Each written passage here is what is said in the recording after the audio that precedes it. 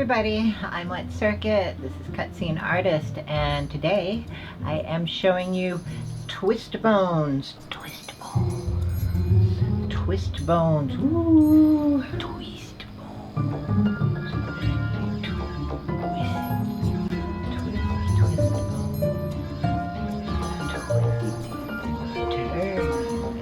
Torquing and the twisting and the turning and the torquing and the twisting and the turning.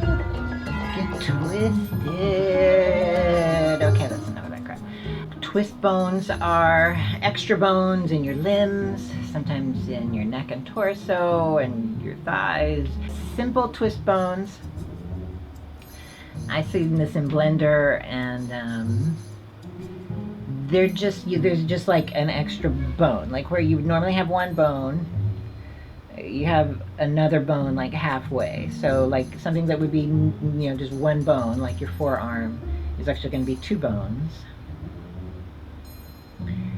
and you just pivot with the second bone, or you pivot the second bone like halfway when you turn the wrist. The second bone pivots. So that's the simple process. That's the easiest way to visualize it, because there's just like a row of bones, and they're sort of like doing a screw rotation, right? All right. The other way, the more sophisticated way to do this, is that you have the normal one bone, like my forearm bone is one bone. But then I have two extra twist bones that float. They come from the elbow and point at the wrist. And I don't know why this is better. It's certainly more cryptic and more involved. I saw this on the Kitsu Discord. This was how they were showing to do professional twist bones. Character Creator 3 has just a bajillion twist bones, like every limb. Like upper arm has twist bones, lower arm has twist bones, thighs have twist bones, shins have twist bones. Oh, also there's another set of bones. There's an elbow bone and a knee bone.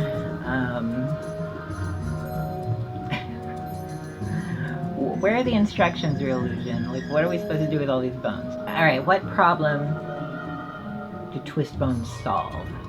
So if you've been animating ever with 3D figures, then you've seen like candy wrapper joints where like your joint just like twists. You can't twist 360 degrees because the bone will flip. When you rotate the bone like past 180 degrees, the mesh will flip to negative 180 degrees and start counting down to 0. There is basically two ways to deal with this problem, and one way you've probably heard of is called dual quaternion skinning, and that's a completely shader method.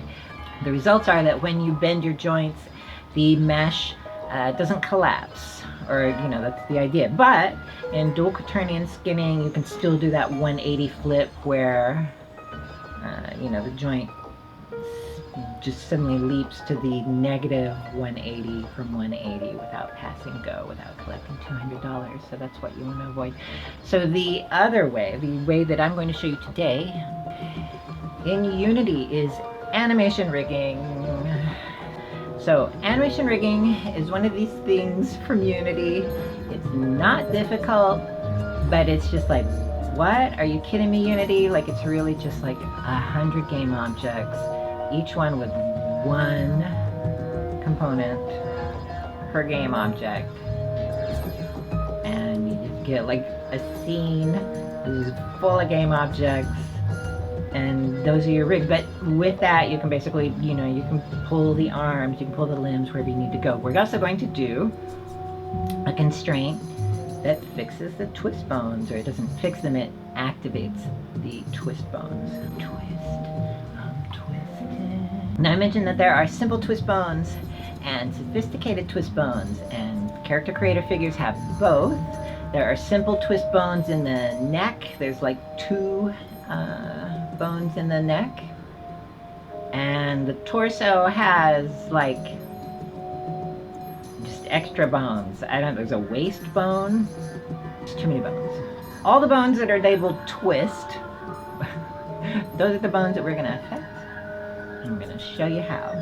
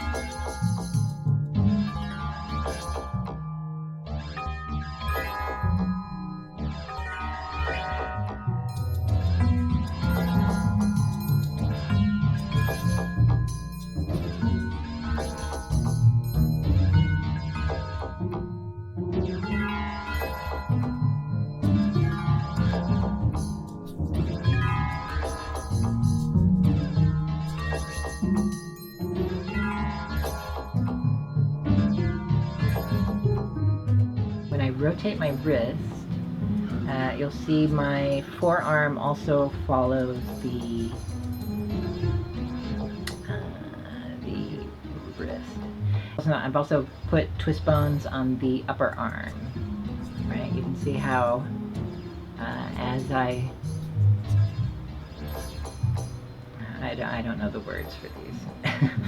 As my elbow twists around, my upper arm twist bones are rotating the upper arm. Why is that so complicated to say? The twist bone number 1 is up in the shoulder, twist bone number 2 is about halfway down the forearm, and the driver is the forearm, and we want to affect the second twist bone.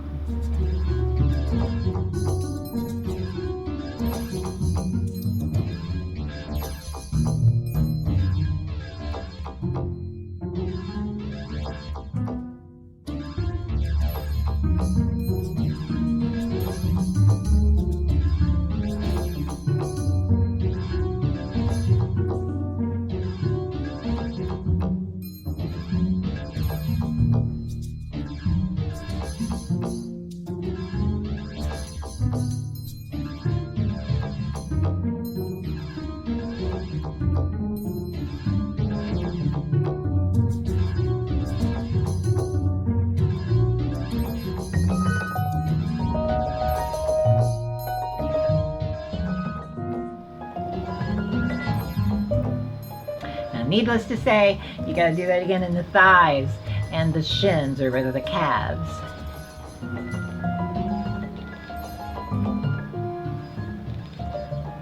Yeah, I assume this is working. Now the thing with the elbows is, I don't know. I'm not sure. The elbow bone, it's called elbow share bone, is floating from the forearm. Need to, again, counter rotate, because they're not, in real life, your elbow is the tip of your upper arm. It has nothing to do with your lower arm.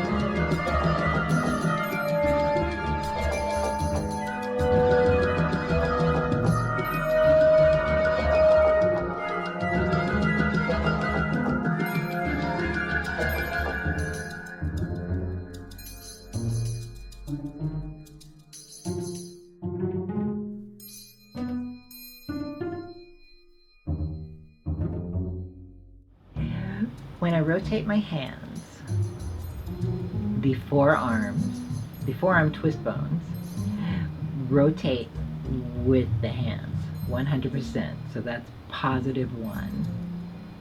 When I bend my forearm joints, the elbow bone counter rotates, so that's -1.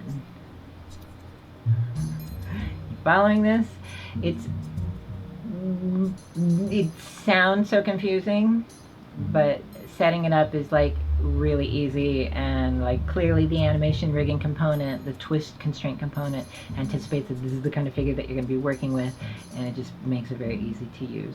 So what you need to remember is you are always, the source of the rotation is the bone further down,